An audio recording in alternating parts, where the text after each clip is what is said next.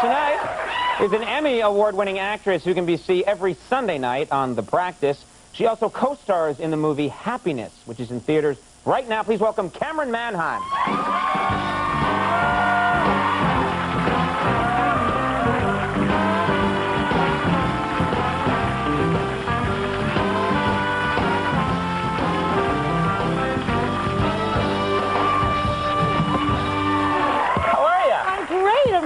Congratulations on everything. You're doing great. Thank you very much. Happy it's holidays. An exciting year. Thank you. Yeah, very nice to have you here. I wanted to talk first. There's so much to talk about, but this movie Happiness, which we had the director on the show. I really liked this movie. I found this movie very unusual, very interesting, very controversial. Very controversial.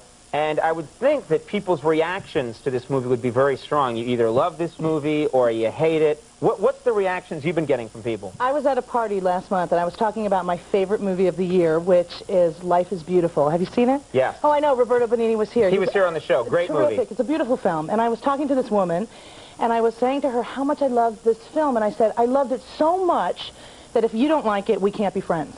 That's just how I feel about it. And then she said to me, okay, I haven't seen it yet, but I saw a movie I hated so much that if you liked it, we can't be friends.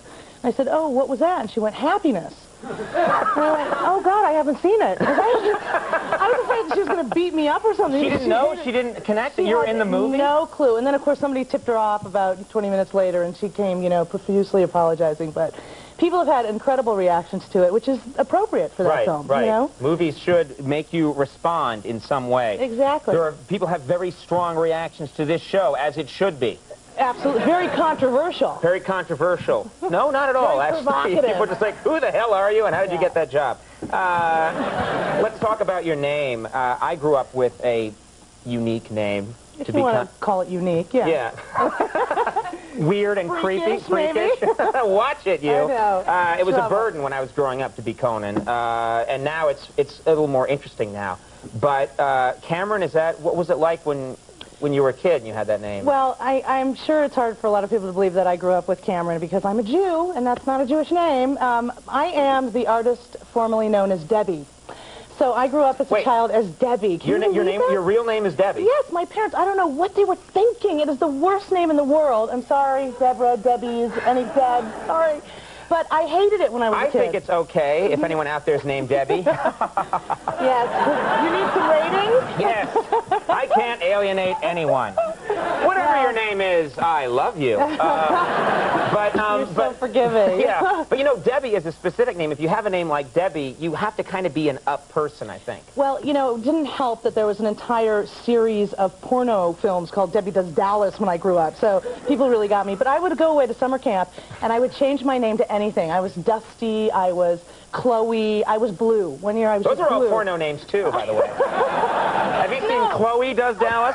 That's some good porn, my friend. Come on. It's like a perfume could be named after Chloe, but you're not going to say, love that scent, Debbie. No, it's not going to happen. So you would just try on different names? I just changed my names. And my parents would send me letters, and the counselors would say, oh, Debbie Manheim. I'm like, I don't know who she is. And I never read any of their letters, so I knew. What a fun kid. They're very forgiving. So how did you, did you go through a lot of names before you... I had 3 that I was really interested in being. I liked Sam, Sydney, good Jewish names, and Camryn. And I was traveling in Europe with my sister, and she had a horrible name, too, Lisa Jan. Where did they come up with these names? So she understood that I wanted to change my name. And for the first week, I was Sam, which she couldn't get. She'd be like, Debbie, Sylvia, Jerry, Lisa, Sam. Right. And finally, she got into the whole swing of it. And then I changed to Sydney, and we were in England. And I was Sydney, and we went into a pub, and my sister goes to the loo, and I'm at the bar. The bathroom. That's right. Thank you for being my interpreter. I'm so happy that I knew something, yeah. Skipped to the loo. Is that where you think that song comes from? Definitely. All right, because of all that drinking, right? So she's in the loo, I'm at the bar, I'm getting a pint, and some guy comes up to me and said, "Hello, my name's Simon, what's yours?" I said, "Oh, my name's Sydney." And he went, "No, it's not." I went, "You're right, it's Debbie." And then my sister comes back from the loo, and she said, "So, Sydney, how's your?" I'm like, "Shut up, I'm Debbie now." She's like, "From now on, I'm calling you Sybil, okay?" Keep changing your... You must forget who you are sometimes. But you finally settled on this name. I settled on Camryn, well, strangely enough, when I was in Israel. it doesn't, none of it makes sense. I always feel like there should be some great, you know, end to the story. I'm in Israel, I got a sign, I felt it. No, I just settled on I think if Camryn. God is coming to people and say, you shall now be Camryn instead of Debbie, he's wasting his time. You know, God should bring more important information to Earth. Did you, you seem very confident. You come out here and your personality, of course, and I saw you, of course, at the Emmys, you're just a very confident person. You seem to be anyway. Are you good in social situations? Can you ask guys out? Are you confident with men? When I'm forced to be confident, I am. I have to tell you the story. I once went on a blind date. Well, it wasn't a blind date. It was like a personal ad fiasco. And we were having dinner, and this guy gave me the out clause of all time. He said, you know, I have another appointment at 9 o'clock that I have to go to on a Friday night. Like, you know, he said he had like another date to go to? Yeah, like his vet was a vampire or something. I don't know what it was. But I gave him the out clause because I figured if we had a good time, he'd cancel the date. And if we didn't have a good time, he'd go on it and everything would be good, right? So we didn't have a great time. And he goes on his 9 o'clock date, whatever, and I go off to the theater. And By yourself? Yeah, because, you know, what else are you going to do? Right, you gotta go to, I'm a theater geek, so I'll go and sit. That's the one thing I'll do. I'll go to the theater by myself. Right. You could have stalked him. Don't you worry, Andy. I got him back. Oh, okay. So I drive up to the theater, and there he is with his girlfriend. This girl. They're like kissing in the back row. I thought they were doing this with their hands. No. Oh, so they're evil then, huh? They're like this. And I like how that's your sign for it. That is the sign for it. So, don't make fun or the deaf community is going to come down and get you. How do you kiss? That's what. If you're kissing like that, I can see why there's a problem here. It's probably why the guy left. That's what happened. You met him and you went, so nice to meet you. I have a 9 o'clock. I've got to go. There's so much I have to learn from you, Coney. You going to teach me how to kiss later? So he's in the back of this line with his girlfriend, Jenny. Right. Jenny Craig. And that's what she looked like. And I'm thinking, God, I can't go to the back of the line and stand next to this guy who completely dissed me. So I scan the line for somebody I know. I don't know anybody, but I see the most handsome man I've ever seen. I mean, like Michelangelo's David, he's so beautiful. And I walk up to him because I'm forced to, and I go, what's your name? And he goes, I'm Ted. And I go, yeah, who you with? And he goes, well, actually, I'm from out of town. I'm visiting a friend of mine who's in the show. Her name is Julie Moses. And I went, oh, Julie Moses, we're like this. I don't know who this woman is. We're like this. Right. So listen, I need your help. This guy just dissed me. And if you could maybe dip me and deep tongue me, it would look really good. And Julie Moses would really want you to do that for me. And he looked at me and he went, okay. That's great. And this gorgeous man puts his arm around me and starts like whispering. I mean, this is the way to do it, ladies. You just go and ask for a favor. But long story short. And this guy sees you guys together. He sees us, you know, he sees us, which that's all. Well, at this point, I didn't even care about that anymore. I'm with Ted, okay, the guy from Canada. So and anyway, you won't let go. I go into the theater, I rush backstage, I know somebody in the show, I go, tell me who Julie Moses is, tell me who she is. So she introduces me. I go, hi, Julie, you don't know who I am, and I know you're about to perform, but just try and take this in. I'm with your friend Ted, and if you could just do me a favor after the show, if you could just come out and say, hey, Camryn, it's so good to see you. I'll explain it all to you later, and you'll really enjoy it. I know you will. And I run How did you even remember what your name was at this point? You've got 9 names. Exactly. I run back to the table, and Ted had bought me a beverage. Oh, I know. He's my new boyfriend.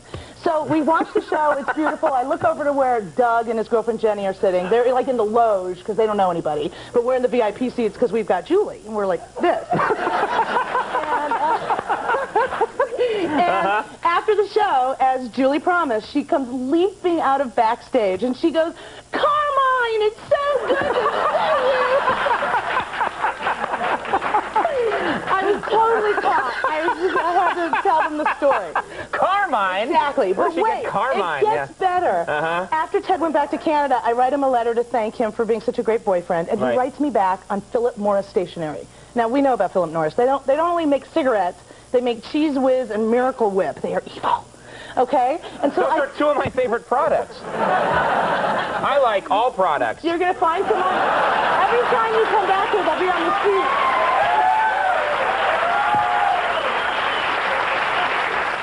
Just picked up 2 advertisers.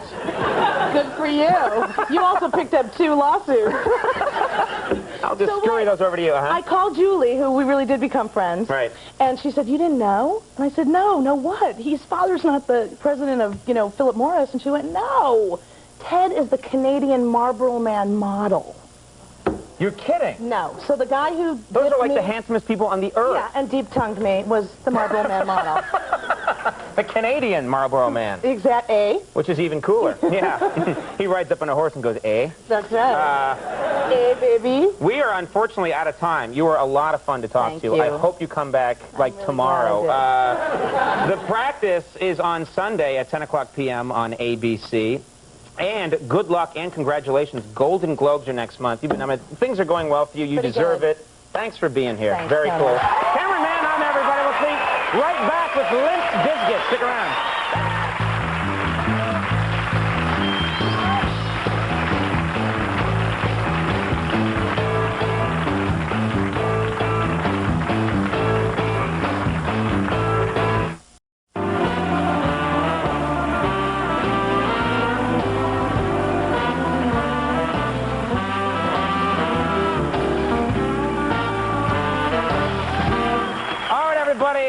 We want to thank all our guests. That's our show for the night. We will see you tomorrow. Stay tuned for SCTV. We'll see you in a little bit. Bye-bye.